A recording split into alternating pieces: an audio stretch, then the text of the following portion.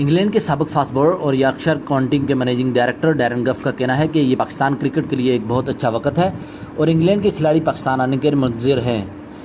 लाहौर कलंदर की दावत पर पाकिस्तान आने वाले डैरेन गफ ने निजी टीवी चैनल से गुफ्तगू करते हुए कहा कि पाकिस्तानी टीम इस वक्त तीनों फॉर्मेट में ऑलराउंडर कारकर्दगी का मुजाहरा दिखा रही है।